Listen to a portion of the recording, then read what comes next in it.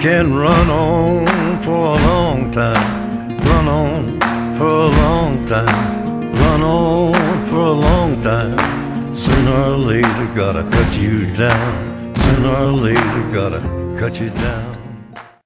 Awesome, awesome song. Johnny Cash, God is going to cut you down. I don't think he'll be doing it with one of these though. Leatherman Super Tool 300. How are you doing, folks? Thanks for tuning in today. Some Harley Guy here, going to give a brief overview, my thoughts, my impressions of the Super Tool 300. Wouldn't call this a review. Reviews are kinda uptight and boring. This is going to be a discussion at this point, telling you what I think of this tool and a couple little things about it. If you want a review, there's tons of them out there. Check the net, check YouTube. Awesome stuff to be found. Just search it. Alright, you have your typical Cador nylon case. It can be worn on the belt one of two ways. Traditional, put your belt through the loop, you wear it in this position, or utilizing these two belt loops here. It can be worn like this. I prefer to wear it like this just because in the event that the Velcro would fail, it does have Velcro fastener, or you would forget to close it, or any other reason, it is more apt to fall out in this position. It's not in there really tight. Has loosened up since I bought it, so I mean, it just, you can see that there, it's pretty loose. I'd wear it like this. Your call. It's probably not that big a deal. Case, I'd say it has an okay build in terms of quality. Just the stitching and the precision of the cuts of the fabric, I would give it fair. However, it is very sturdy. It feels very strong, and this case is ample for the job. I don't really have a problem with it. I don't mind Velcro either. I think it is an effective fastener, and for this purpose, it's going to work just fine. If it doesn't, let's say you're out in the field, you could still put this in a pocket. I mean, it's not that big. So, going back to the case, one thing I like about it is this hole in the bottom. Hole serves two purposes. Number one, it's drainage, so it's not going to fill up with water if there's a flood or you're out in heavy rains. It's going to drain out, which is very nice. Also, that hole is nice to carry your tool. Let's say you're doing repetitive small jobs. Say you're cutting wire every couple minutes, every couple seconds. Instead of having to open and close your tool all the time, just put it in there and your tool is in that position. Pretty neat, simple idea, but it is effective. Moving on to the tool, here it is. Let me close it up again. It's made out of steel. It is brushed. Feels pretty good in the hand. Nice weight to it. Just a good feel. When you open it up, you see your pliers. Your handles lock into place because if you look right here, this piece of metal, that ridge, as you open it, let me show you again right there.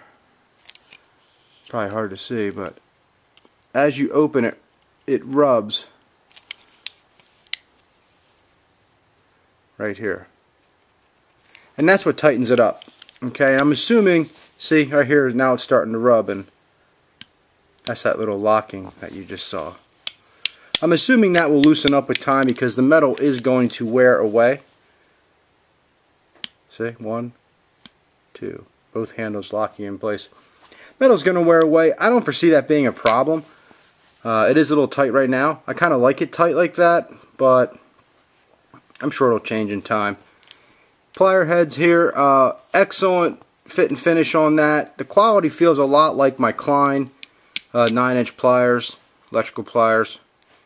You have your cutting bits here for wire or hard metals. They are replaceable, made with very hard steel. If you want the specifics of everything, check it out online. I'm not going to quote weights, steel, etc. when you can just go to the website and see that. So these are replaceable with the Torx, which I find nice. Let's just move on to the tools.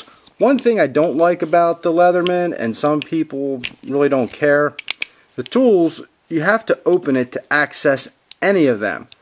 Its direct competitor, the Swiss tool, you don't have to worry about that. Swiss tools are on the outside, so let's say you wanted a knife, you're going to open it right here. You're not going to have to open the whole tool to say pull out your blade. So you pull out your blade, now you have to close your tool again and use it. I don't like that.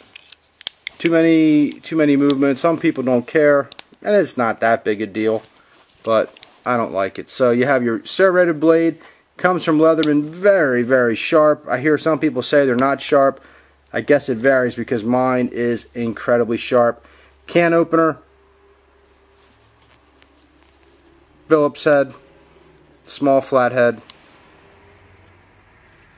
Saw. The saw is pretty nice, has an aggressive cutting blade on it. It is relatively stiff, about as stiff as a standard saw blade that you would buy at a hardware store. Knife blade, again very sharp, right from Leatherman. I was impressed with that. This knife, I wouldn't consider it your everyday carry knife. Carry a different knife. I would save this one for specific purposes. Say you forgot your EDC knife, had nothing else to use, were in a jam, in a bind. This one will work. It's not made with the best steel. It's not going to stay sharp very long. Medium flathead screwdriver. I'm not going to lock these all out, so. Large flathead screwdriver. Your awl with a semi-sharpened edge. It's not so sharp that it would cut you by touching it the way I just did, but there is a slight edge, so you will be able to do some drilling with it. I fooled around with it in some soft wood, 2x4, no problem. It worked, served its purpose. I like it. And of course you got your metal file on that side, wood file on that side, hacksaw blade should you need it. Now, what are my thoughts on the tool? You guys have seen all the tools before. I'm not going to go through them again and, you know, show you each one individually. My thoughts on this, great tool if you need this pair of pliers. Excellent pliers. If you need to carry a pair of pliers, this is the way to go. Other than that, everything that's on here can be done with a Swiss Army knife. I like the Swiss Army knives. They're awesome. They are very underrated these days. The tools on the Swiss tool are in fact Swiss Army knife tools. Some of them might be a little beefier, but for most applications, the Swiss Army knife is awesome. My favorite, the Swiss Champ. It has everything you could want. Check it out. I will be doing a review on one. So that's what I think. Great tool, great value. It's kind of big, and you just don't need it. I would recommend carry a Swiss Army knife in a smaller case. It's much lighter, and I think maybe I will go back and give some weights on all these just for comparison. But for now, this is just a discussion. Also, because I'm using a new camera and I just wanted to make a quick video to see how it works. So give me some feedback on the camera. More concerned about that than anything. But I would just carry a Swiss Army knife, and should the need for pliers arise, carry a pair of fold-up pliers or a pair of pliers themselves on those days that you're going to need them. If you don't know day to day if you're going to need pliers, I wouldn't say this is the way to go for an everyday carry. It's just huge.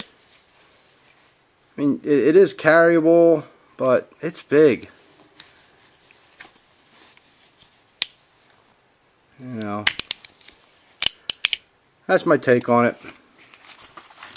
Give me some feedback, let me know. Like I said, the main thing with this video is my camera. I want to see if it's working. I want to try a little editing too. I haven't really edited much. Not that I plan to get into editing heavily, but I got to do something better than what I've been doing. They're terrible. Thank you guys for being able to tolerate what I've been doing. I don't know how you do it. Anyway, thanks for watching. Have a great day. Little tune going out. Later.